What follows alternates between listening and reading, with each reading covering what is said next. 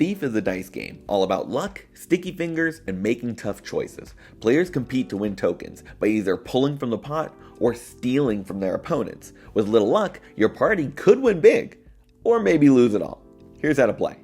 To start a game, every player will need 3d6s and 3 tokens. Each one represents a predetermined amount of money, and every player puts the same amount into the pot. So let's say you want everyone to risk 75 gold. Then they'll each put in 3 tokens worth 25. If you want a longer or shorter game, you can always play with more or less. And the more each one is worth, the higher the stakes. I ran this in the Underdark, so bones felt appropriately creepy to use as tokens, but you could change up the betting object to whatever fits your setting. Once the pot is filled, pick a player to start.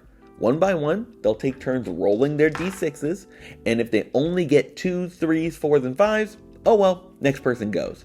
But if any 1s or 6s show up, then things get interesting. If they roll a 6, that player can choose to take a token out of the pot and add it to their personal winnings. The goal of the game is to get as many tokens as you can. Remember, each of them represent a fraction of what you put in, so taking one is almost never a bad thing. But even if you roll multiple 6s, you can still only grab 1 token from the pot on your turn. Don't be greedy. If they roll a 1, they're going to have to earn that token instead. They pick one other player and then declare any number between 1 and 6. Whoever they chose rolls all of their dice, and if none land on the selected number, they lucked out. But if even one matches what was said, then that poor player has to either give up a token from their personal winnings or one of their dice. The person stealing from them gets to choose. And of course, if they have no tokens to give, then they'll have to pass over a die. And unlike with 6s, rolling multiple 1s does give you a benefit. You can declare a different number for each one that you rolled. So if Dwarf got 2 on their turn, they can guess both 3 and 4. And if Goblin rolls either, they're giving up something. Stealing a token will almost always be the best option, but there may be some times when going for a die makes sense. Because if you ever give away your last one, you're out. Any tokens you won go back in the pot, and you get to watch your fellow players win all of your money. So if you lose a couple early on, you might be at risk of a competitor stealing your final die and knocking you out of the game. If you rolled both a 6 and a 1, you can choose which you'd rather use. Snagging a token from the pot is safer, but the game ends when all of them are gone. So if you're behind and there's only 1 left, it's better to try your luck with stealing from a fellow player. The game can also end when only one person has any dice left. If that's the case, all the tokens go to them. Who says stealing never gets you anywhere?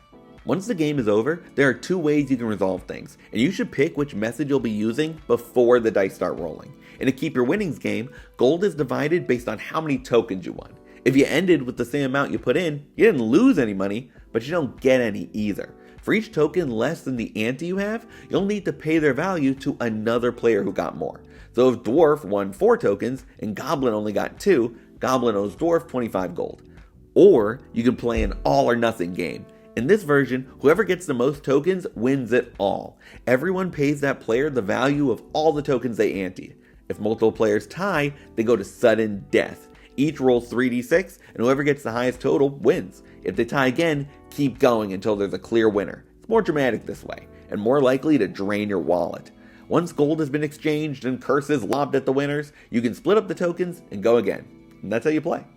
Here's a quick example of how a game might go down. Our players are Dwarf, Goblin, and Orc, and each agree to put up 2 tokens worth 10 gold apiece. I'd recommend using more, but this is just an example. They'll be playing an all or nothing game, so whoever ends up with the most wins everything. Dwarf goes first and rolls a 1, 2, and 3. That means they can try to steal, and they'll target Goblin. They bet on 5, Goblin rolls their dice, and a 5 pops up. With no tokens to give, Goblin passes over one of their dice. They're up next, and with only 2d6s, Goblin's chances of getting something good aren't great.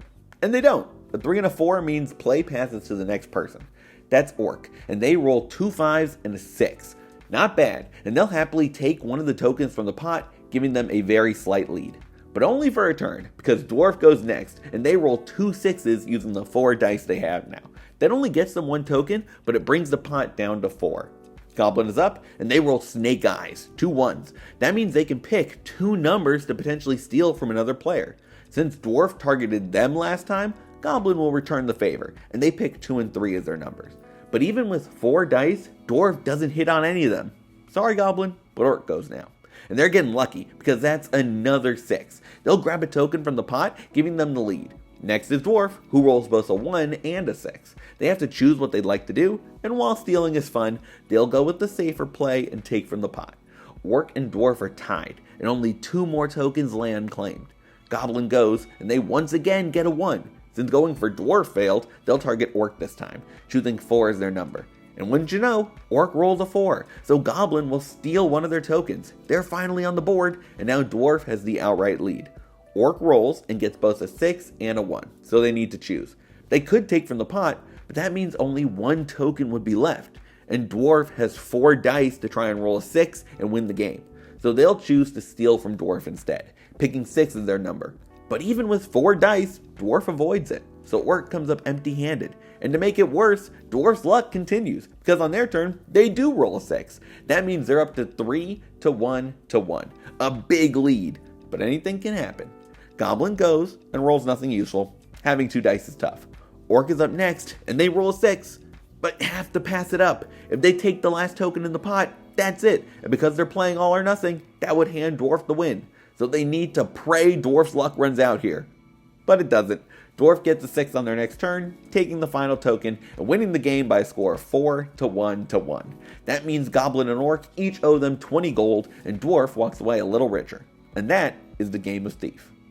Thief is simple, fun, and involves a little bit of strategy and a lot of luck. The type of game I love to include in my D&D campaigns. Shout out to my players for helping me workshop this one. Love you, Gala Gang. And I always want to hear what you all think and how you'd either use or improve it in the comments. Thanks for watching. And if you enjoyed the video, leaving a like is always appreciated. If you want to see more, you should subscribe to the Bard's College. I make videos all about D&D, DMing, and everything in between, so stick around. But for now, good luck, and remember, crit your players.